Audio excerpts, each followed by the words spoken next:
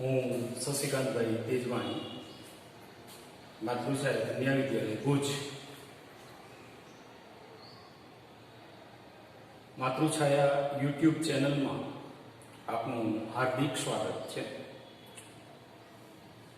ધોરણ 9 સામાજિક વિજ્ઞાન પ્રકરણ 1 ભારતમાં બ્રિટિશ સત્તાનો ઉદય, એ પ્રકરણ ના અમુક મુદ્દાઓની આજે આપણે ચર્ચા કરીએ.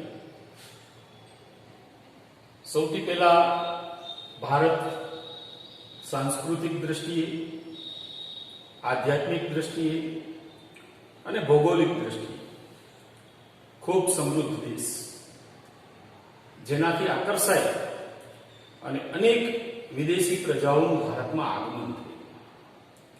અને એ આગમન એટલા માટે થયું કારણ કે ભારત જે તે સમયે સોને કી ચિડિયા, ભારતમાં યુરોપ સાથેનો વિદેશ વ્યાપાર એ એટલા માટે ચાલતો કારણ કે ભારતના તેજાના મરી મસાલા, ગળી, રેશમી કાપડ જેની યુરોપીય દેશોમાં પુષ્કળ માંગ હતી અને જેના કારણે અનેક વિદેશી પ્રજાઓ ભારતમાં વેપાર કરવા માટે આવતી. પણ બન્યું એવું કે 1453માં એ જે જળ માર્ગ અને જમીન માર્ગે વેપાર ચાલતો, એ 1453માં કોન્સ્ટેન્ટિનોપલ, જેનું બીજું નામ છે ઇસ્તંબુલ, તુર્કસ્તાનમાં આવેલું, જેને તુર્ક મુસલમાનોએ જીતી લીધું. જેના કારણે યુરોપથી ભારત આવવા માટેનો જે માર્ગ હતો એ બંધ થઈ ગયો. યુરોપીય પ્રજાઓને ભારતના તેજાના મરી મસાલા, વિવિધ પ્રકારના રેશમી કાપડ, ગળી એના વિના ચાલે એમ નહોતું. અને એટલા માટે એ યુરોપીય પ્રજાને એ નવા જળમાર્ગની શોધ કરવાની જરૂરિયાત પડી. હવે આ નવા જળમાર્ગની શોધ માટે એ પોર્ટુગલના પ્રિન્સ હેનરી અનેક નાવિક અને સાહસવીરોને ભારતનો જળમાર્ગ શોધવા માટે પ્રેરણા આપી. અને જેના પરિણામ સ્વરૂપે એ બાર્થોલોમ્યુ ડાયસ નામનો વ્યક્તિ કે ભારત શોધવા માટે, નવા જળમાર્ગની શોધ માટે કેપ ઓફ ગુડ હોપ એટલે સારી આશાની ખુશી સુધી આફ્રિકા એ પહોંચ્યો, પણ એને સફળતા ન મળી. એ પછી કોલમ્બસ કે જેણે હાલમાં વેસ્ટ ઇન્ડિઝના ટાપુઓની શોધ કરી, એ પછી અમેરિકો વેસ્પુચી કે જેણે અમેરિકાની શોધ કરી, અને એ પછી વાસ્કો દ ગામા 1498માં ભારતના નવા જળ માર્ગની શોધમાં એ સફળ રહ્યો અને ભારતમાં કાલિકટ બંદરે એ આવી અને રાજા ઝામોરિનને મળી અને ભારત સાથે વેપાર કરવાની પરમિશન માંગી. અને જેના પરિણામ સ્વરૂપે રાજા ઝામોરિને એને વેપારી મથક શરૂ કરવા માટે એ પરવાનગી આપી. અને એ રીતે એ ભારતમાં સૌ પ્રથમ એ યુરોપીય પ્રજાઓમાં આવનાર 1498માં ફિરંગીઓ એટલે કે પોર્ટુગીઝો હતા, વાસ્કો દ ગામા. હવે યુરોપીય પ્રજાઓનું આગમન એ કઈ રીતે, તો આપણે જાણીએ. મેં તમને હમણાં જે વાત કરી કે નવા જળમાર્ગની જે શોધ છે એ વાસ્કો દ ગામાએ કરી અને જેના કારણે એ સૌ પ્રથમ એ પોર્ટુગીઝોનું ભારતમાં આગમન. તે પછી હોલેન્ડના ડચ, નેધરલેન્ડ્સ, હોલેન્ડ, એની ડચ પ્રજા એનું પણ ભારતમાં આગમન થયું. પોર્ટુગીઝોએ ગોવા, દીવ, દમણ આ બધી જગ્યાએ પોતાના વેપારી મથકો શરૂ કર્યા અને એને મળેલી સફળતાના કારણે એ ડચ પ્રજાનું ભારતમાં આગમન. એ પછી ડેનમાર્કની ડેનિશ પ્રજા એનું પણ ભારતમાં આગમન થયું અને અંગ્રેજોનું 1600ની અંદર એ રાણી એલિઝાબેથના માર્ગદર્શન હેઠળ એ 1600માં ઈસ્ટ ઇન્ડિયા કંપની, અંગ્રેજ ઈસ્ટ ઇન્ડિયા કંપની કે જેનું ભારતમાં આગમન થયું. અને સૌપ્રથમ કેપ્ટન હોકિંગ્સ કે જેણે 1608માં એ સુરત મુકામે પહેલું વહાણ એ લઈને આવ્યા અને એ પછી એ 1613ની સાલમાં એ સુરત મુકામે એ પહેલું વેપારી મથક એ શરૂ થયું. એ પછી સુરત, ભરૂચ, અમદાવાદ, મછલીપટ્ટનમ એટલે કે આંધ્રપ્રદેશ, સેન્ટ જ્યોર્જ એટલે કે ચેન્નઈ અને ફોર્ટ વિલિયમ્સ એટલે કે કોલકાતા, આ બધી જગ્યાએ એ અંગ્રેજોએ વેપારી મથકો એ શરૂ કર્યા. હવે આપણે જે વાત કરશું એ પ્લાસીના યુદ્ધ, પ્લાસીની લડાઈ 1757. પ્લાસીની લડાઈ એટલે અંગ્રેજી સત્તાનો પાયો. પ્લાસીની લડાઈ એ બંગાળમાં થઈ. બંગાળનો નવાબ હતો જેનું નામ છે સિરાજુદ્દૌલા. એ થોડો ઉતાવળિયા સ્વભાવનો હતો. અંગ્રેજોએ એક કલકત્તાની કિલ્લેબંધી કરી અને એ કિલ્લેબંધીને એ સિરાજુદ્દૌલાએ તોડી પાડી અને એના પરિણામ સ્વરૂપ એ રોબર્ટ ક્લાઇવ નામના અંગ્રેજે એ સિરાજુદ્દૌલા સામે એ યુદ્ધ જાહેર કર્યું. આ યુદ્ધ જીતી શકાય એટલા માટે થોડી કૂટનીતિનો સહારો લઈ અને જે બંગાળના સેનાપતિ હતા જેનું નામ છે મિર્ઝાબાઈ, એને અને મિરકાસિમ અને શેઠ અમીચંદ, આ 3 વ્યક્તિઓને એ અંગ્રેજોએ પોતાની સાથે ભેળવ્યા અને નવાબ સામે યુદ્ધ જાહેર કર્યું. પરિણામ સ્વરૂપ નવાબની હાર થઈ અને નવાબની હાર થતા એ 24 પરગણાની જાગીર એ અંગ્રેજોને નવાબને આપવી પડી. તો આ રીતે એ પ્લાસીની લડાઈ એ અંગ્રેજી સત્તાનો પાયો માનવામાં આવે છે 1757. એ પછી આપણે વાત કરશું બક્સરના યુદ્ધ. બક્સરના યુદ્ધમાં પ્લાસીની લડાઈના કરાર મુજબ એ મિર્જાફરને બંગાળનો નવાબ બનાવવામાં આવ્યો. ત્યારબાદ મિરકાસિમને બંગાળનો નવાબ બનાવવામાં આવ્યો. પરંતુ મિરકાસિમ જે છે એ અતિ મહત્વકાંક્ષી હતો એટલે અંગ્રેજોને ડર લાગ્યો અને એના કારણે ફરી પાછો મિર્જાફરને બંગાળનો નવાબ બનાવવામાં આવ્યો. એ પછી એ મિરકાસિમે એ અંગ્રેજો સામે યુદ્ધ જાહેર કર્યું. યુદ્ધ જાહેર કરવામાં અવધનો નવાબ, મુગલ બાદશાહ શાહ આલમ અને મિરકાસિમ, આ ત્રણેયની સેનાઓ એ અંગ્રેજો સામે એ યુદ્ધ જાહેર કરીને એ યુદ્ધ 1764માં એ બક્સરના મેદાનમાં થયું અને એ જે લડાઈ છે એ અંગ્રેજોની એમાં જીત થઈ અને અંગ્રેજોને બિહાર, બંગાળ અને ઓરિસ્સા ની દીવાની સત્તા મળી. અહીં દીવાની સત્તા એટલે જમીન મહેસૂલ ઉઘરાવવાની સત્તા, એટલે અંગ્રેજોની પ્રતિષ્ઠામાં એ વધારો થયો. એ પછી એ કંપનીએ કઈ રીતે શાસનનો વિકાસ કર્યો? તો કંપનીએ શાસનના વિકાસ માટે થઈ 1773માં નિયામક ધારો એટલે કે રેગ્યુલેટિંગ એક્ટ એ કાયદો બનાવ્યો. હવે એ કાયદા અંતર્ગત એ જે બંગાળનો નવાબ હતો એ બંગાળના નવાબને એ ગવર્નર જનરલ બનાવવામાં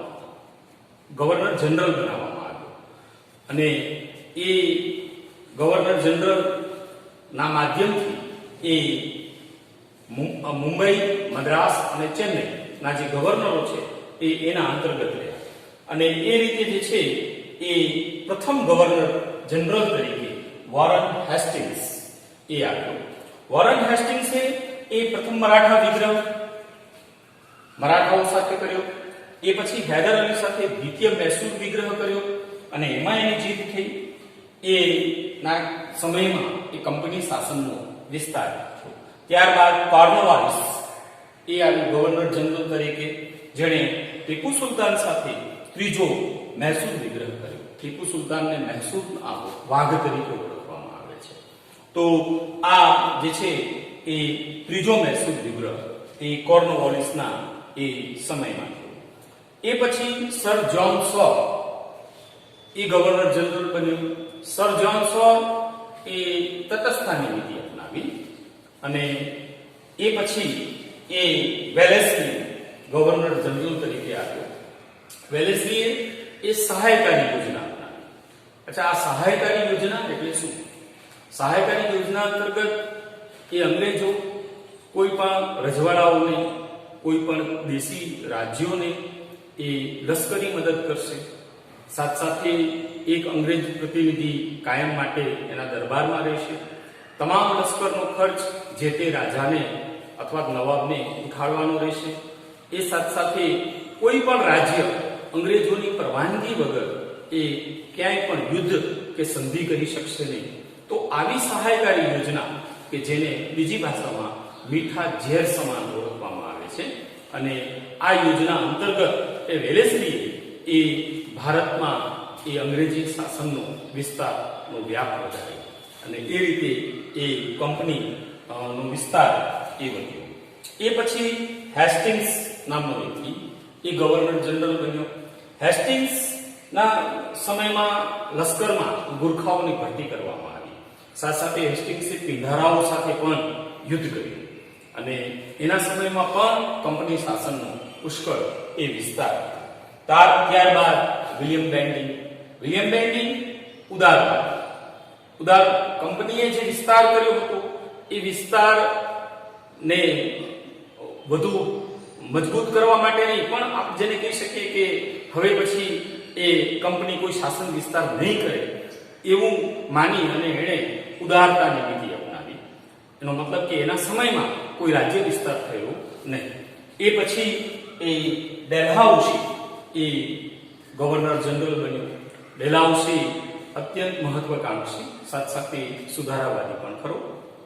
એના સમયમાં એ જીત, જપ્તી અને ખાલસા ની નીતિ દ્વારા એ ભારતમાં એ રાજ્ય વિસ્તાર એ કરવામાં આવ્યો. જીત, જપ્તી અને ખાલસા દ્વારા ઘણા બધા ભારતના રાજ્યો એ અંગ્રેજી શાસનમાં એ ભેળવી દેવામાં આવ્યા. પહેલા આપણે યુદ્ધ દ્વારા વાત કરીએ તો પંજાબ અને તેગુ પ્રાંત એટલે કે નીચલું બર્મા એને કંપની શાસનમાં જોડી દેવામાં આવ્યા. ત્યારબાદ જે રાજા અપુત્ર અવસાન પામેલા કે એ રાજ્યો ખાલસા કરી દેવામાં આવ્યા. એમાં સતારા, જેતપુર, સંભલપુર, ઉદયપુર એટલે મધ્યપ્રદેશ, ઝાંસી, બગાન અને નાગપુર જેવા રાજ્યોને એ ખાલસા કરી દેવામાં આવ્યા. ગેરવહીવટના બહાના હેઠળ અવધના રાજ્યને એ પણ ખાલસા કરી દેવામાં આવ્યું અને કરજની ઉઘરાણી કરે એ નિઝામનો જે પ્રાંત હતો એને પણ ખાલસા કરી દેવામાં આવ્યું. નામ માત્ર સત્તાની અંત આણી અને કર્ણાટક અને તાંજોર તમિલનાડુ, જેને બીજી ભાષામાં થંજાવુર કહેવાય, એને પણ એ બ્રિટિશ શાસનમાં ભેળવી દેવામાં આવ્યા. આ રીતે ડેલહાઉસી એ જીત, જપ્તી અને ખાલસા દ્વારા ભારતના મોટા ભાગના જે રાજ્યો છે એને એ અંગ્રેજી શાસનમાં ભેળવી દે અને કંપની શાસનનો પુષ્કળ માત્રામાં એ વિકાસ કર્યો. સાથે મેં તમને અગાઉ કીધું કે ડેલહાઉસી સામ્રાજ્યવાદી તો ખરો છે, પણ સાથે એ સુધારાવાદી હતો. એના સમયમાં સૌથી પહેલા 1853માં મુંબઈથી થાણા વચ્ચે પ્રથમ રેલવે લાઇનની એ શરૂઆત થઈ. એ ઉપરાંત તાર વ્યવસ્થા, ટપાલ વ્યવસ્થા, જાહેર બાંધકામનું નિર્માણ કાર્ય, આ બધું જ એના સમયમાં એ થયું. એટલે એ ઉપરાંત એણે એ વિધવા પુનઃવિવાહની છૂટ અને બાળ લગ્ન પ્રતિબંધક ધારો એ પણ બનાવ્યો. તો આ રીતે એણે અમુક ભારતની અંદર સુધારાવાદી કાર્યો પણ કર્યા અને સાથે કંપનીનો વિસ્તાર પણ કર્યો. તો આ રીતે એ ભારતમાં એ બ્રિટિશ સામ્રાજ્યવાદી નીતિનો એ ઉદય થયો. એટલે જ આ પાઠનું નામ છે ભારતમાં બ્રિટિશ સત્તાનો ઉદય. આપણે આ જે 3 થી 4 જે મુદ્દાઓની ચર્ચા કરી એમાં પરીક્ષાલક્ષી શું, તો નવા જળમાર્ગની શોધ. પરીક્ષામાં એમ પૂછાય કે જરૂરિયાત એ શોધખોળની જનની બની, અથવા તો ભારતમાં નવા જળમાર્ગની શોધ થઈ. તો એના માટે એ ટૂંકમાં હું તમને કહું, ભારતમાં તેજાના, મરી મસાલા, ગળી, રેશમી કાપડ જેની યુરોપીય દેશોમાં પુષ્કળ માંગ રહેતી, પણ 1453માં એ કોન્સ્ટેન્ટિનોપલનું પતન, તુર્ક મુસલમાનોએ કોન્સ્ટેન્ટિનોપલને જીતી લીધું અને એના પરિણામ સ્વરૂપ એ જે યુરોપથી ભારત આવવા માટેનો જે જૂનો માર્ગ હતો એ બંધ થઈ ગયો. પરિણામે એ યુરોપીય પ્રજાને ભારત તરફના નવા જળમાર્ગને શોધવાની જરૂરિયાત ઊભી થઈ. તો આ 2 માર્ક્સની અંદર પરીક્ષાલક્ષી પ્રશ્ન અહીંયા તમને ટૂંકા પ્રશ્ન પૂછી શકાય કે અંગ્રેજોએ કઈ સાલમાં ઈસ્ટ ઇન્ડિયા કંપની એ ભારતમાં સ્થાપના કરી? 1600 ની અંદર. અંગ્રેજોનું પહેલું વહાણ એ ભારતમાં કઈ જગ્યાએ આવ્યું અને ક્યારે અને કોના દ્વારા? તો કેપ્ટન હોકિન્સ 1608માં અને સુરત મુકામે. એ પછી ભારતમાં પ્રથમ વેપારી મથકની સ્થાપના ક્યારે થઈ? 1613માં. તો આવા બધા ટૂંકા પ્રશ્ન એ તમને પૂછી શકાય. એ ઉપરાંત મુખ્ય 3 યુરોપીય પ્રજાઓ એટલે કે પોર્ટુગીઝો, ફ્રેન્ચો અને અંગ્રેજો. તો જે પોર્ટુગીઝો છે એમણે ભારતમાં કયા વિસ્તારો ઉપર કબજો જમાવ્યો? તો ગોવા, દીવ, દમણ. ફ્રેન્ચોએ એ ભારતની અંદર માહે, કરાઈકલ, યનામ, ચંદ્રનગર, પોંડિચેરી આ બધા વિસ્તારોમાં એ કબજો જમાવ્યો. જ્યારે અંગ્રેજોએ એ સુરત, અમદાવાદ, ભરૂચ, મુંબઈ, કોલકાતા અને ચેન્નઈ આ વિસ્તારમાં જે છે એ પોતાનું એ વેપારી મથકો શરૂ કર્યા. તો આ રીતે એ મુખ્ય 3 પ્રજાઓ એ ભારતની અંદર મોટા ભાગના જે પ્રદેશો છે એના ઉપર એ કબજો મેળવ્યો હતો. અને બીજું 2 અથવા તો 3 માર્ચની અંદર પ્લાસીનું યુદ્ધ 1757 એના વિશે ટૂંકમાં માહિતી આપણે અગાઉ ચર્ચા કરી, પણ ટૂંકમાં આપણે લઈ લઈએ. તો બંગાળનો જે નવાબ છે જેનું નામ સિરાજુદ્દૌલા, અને એ સિરાજુદ્દૌલા સામે અંગ્રેજોએ જે યુદ્ધ કર્યું પ્લાસીના મેદાનમાં, જેને પ્લાસીના યુદ્ધ તરીકે ઓળખવામાં આવે છે. રોબર્ટ ક્લાઇવ કે જેણે કલકત્તાની કિલ્લેબંધી કરી અને પરિણામ સ્વરૂપ એ બંને સેનાઓ વચ્ચે એ યુદ્ધ થયું અને એ યુદ્ધને પ્લાસીની લડાઈ તરીકે ઓળખવામાં આવે. અંગ્રેજી સત્તાનો જે પાયો છે એ પ્લાસીના યુદ્ધથી નખાયો. બક્સરનું યુદ્ધ ટૂંકમાં 1764 મિર્ઝાફર બંગાળનો નવાબ, એના પછી એ મીર કાસિમ બંગાળનો નવાબ, એના મહત્વાકાંક્ષી સ્વભાવના કારણે એ પુનઃ વળી પાછો એ મિર્ઝાફરને બંગાળનો નવાબ બનાવવામાં આવ્યો. અને એના કારણે એ મીર કાસિમ અવધનો નવાબ અને મુગલ બાદશાહ શાહ આલમ એમના સંયુક્ત લશ્કર અને અંગ્રેજો વચ્ચે એ બક્સરના મેદાનમાં એ યુદ્ધ થયું. અને એ યુદ્ધને એ બક્સરના યુદ્ધ તરીકે ઓળખવામાં આવે છે. કે જે યુદ્ધમાં એ અંગ્રેજોની જીત થઈ અને જેના કારણે અંગ્રેજોને બંગાળ, બિહાર અને ઓરિસ્સા ને દીવાની સત્તા પ્રાપ્ત થઈ, અર્થાત જમીન મહેસૂલ ઉઘરાવવાની સત્તા, અને જેના કારણે અંગ્રેજોની પ્રતિષ્ઠામાં એ વધારો થયો. એ પછી ટૂંકમાં કંપની શાસનનો વિકાસ 1773 નિયામક ધારો જેને રેગ્યુલેટિંગ એક્ટ કહેવાય, જે અંતર્ગત એ બંગાળનો જે ગવર્નર હતો એને ગવર્નર જનરલ બનાવી. અને એ વોરન હેસ્ટિંગ્સ, એ પણ ટૂંકો પ્રશ્ન પરીક્ષામાં પૂછી શકાય કે ભારતનો પ્રથમ ગવર્નર જનરલ કોણ? Warren Hastings.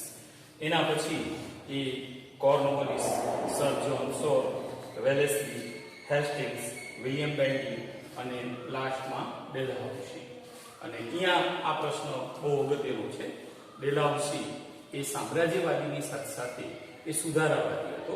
તો એની અંદર તમે એ દર્શાવી શકો કે મુંબઈથી થાણા વચ્ચે એ નવા રેલવે માર્ગની શરૂઆત, એ પછી જાહેર બાંધકામ ખાતાની શરૂઆત, એ પછી તાર ટપાલની વ્યવસ્થા, વિધવા પુનઃ લગ્નની છૂટ અને બાળ લગ્ન પ્રતિબંધક ધારો. તો આવા બધા એને ભારતમાં એ સુધારાવાદી પણ કાર્ય કરે. એટલા માટે એ ડેલહાઉસીને સામ્રાજ્યવાદીની સાથે સાથે એ સુધારાવાદી તરીકે ઓળખવામાં આવે છે. તો આ રીતે જે છે એ પ્રથમ ચેપ્ટરના અમુક મુદ્દાઓની આપણે અહીંયા ચર્ચા કરી. થેન્ક યુ, ધન્યવાદ.